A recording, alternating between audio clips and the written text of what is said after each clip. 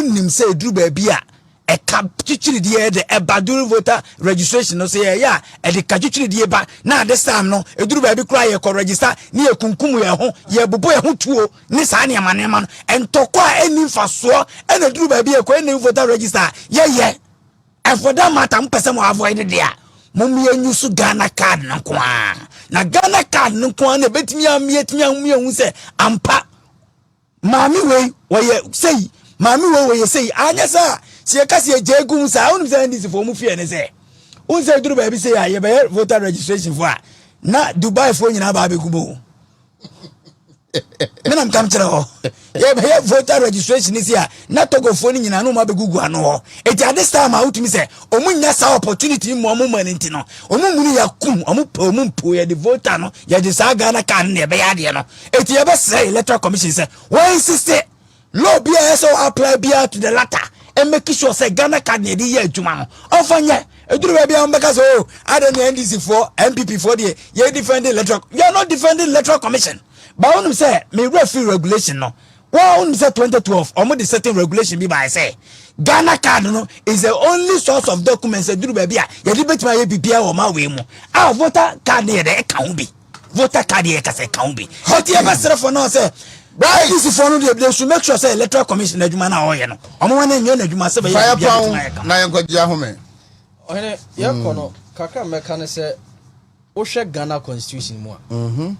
Nipa ba akope ena ne sign ewo constitution echi the founder of NDC oko article 43 of Ghana's constitution na and also na di to me 46 rather e di to me ama the electoral commission so onye independent body at any point in time oye ni dwumedi afa and the NDC was saying had they the person to give an authority to the electoral commission as a diade kwa IPAC ne kwa kire wadwen IPAC ne by because to me ekuta electoral commission no without interference but IPAC ne ma all the political parties and the platform near the nsusu ye ne adwenche dia aba eno nkire so betunya sentenchen na dey also wo you and if they care to know ye mami Jane one of the proactive electoral commissioner Ghana a produce ever since independence enti minim no na ye bi e ha no ne ade since when you quarter about him about to me call Google now check here who the update of near course in your both presidential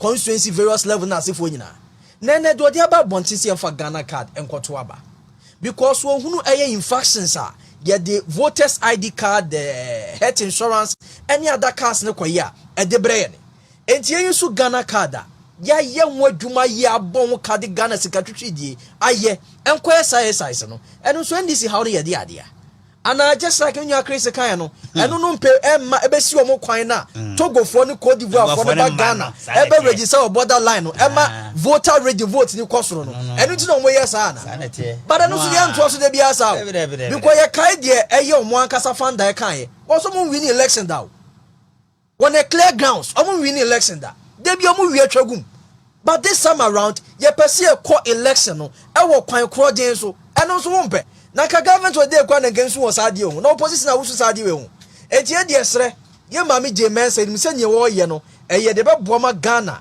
ye koto aba ntokwasem e pirepira modahwieguo ene de kaka wo nyina no e betu ye free system no mu ye sre manyokuo NDC ene the both side of the parliament no omontai electoral commission echi no want me start enye ne dwumedi entem na bibia wie ni peye na wo ye adwuma ase atwe ne sane ade no e delay the process bebre enti ebe say no NDC fo no minim no mahunu Ghana card ma ehunu mo ba me mo say Ghana card no e ya de pama ye nyina so mo nkofo na nko register o mo kotu onfo they still have some few months o metu ya register na ebre no so mo de akoto mo aba ba me for now the electoral commission can say for Ghana card nto aba no me for one I'm fully in support with the decisions here from Kotu Abano. Thank you.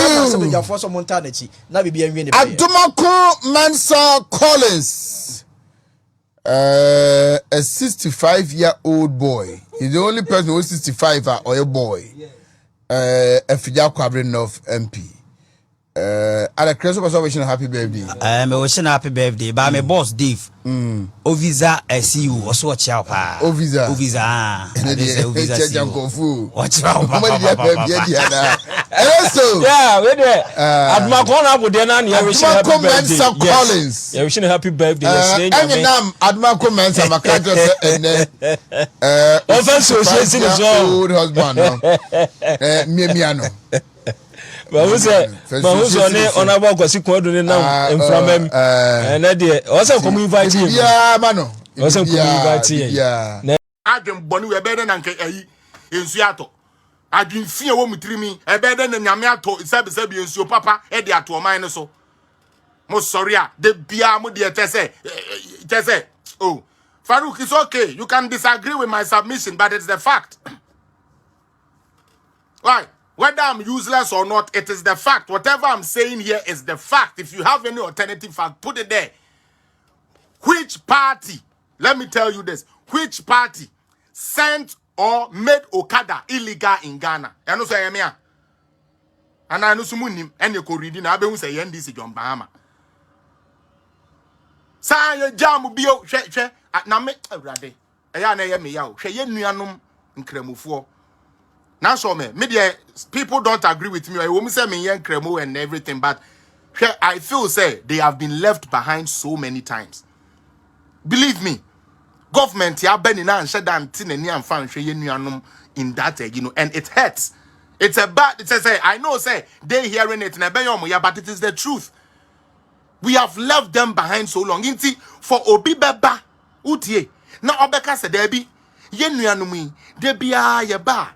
Na yabe oh na inner city development oh no ma pe bibi kakra me nipa kakra bi no. Why don't we create a whole ministry? You know what that does? That means say ye kojiska aba behwe Ghana afa de ye wo budget ya ye de hwe zongo nko. You guys don't learn. It's paint like a yamakuma ya say they don't even know say this is what Akufo-Addo and his MPP government is doing for them. It sucks.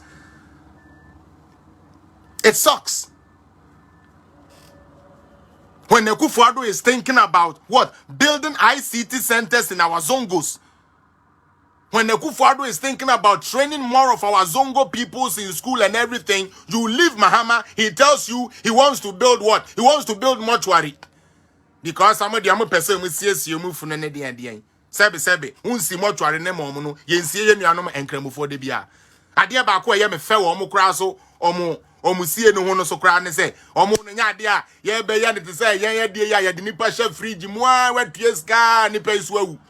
Kremoni ya uti anye ye kura sa da no kura no omutumi ye den omutumi siewu nkremufuo intanka intervention a sebe etumi peja sorry code for me chiamo etumi peja zongofo a ankanya se omo awu na nsa abebo omo Mr. Mahama.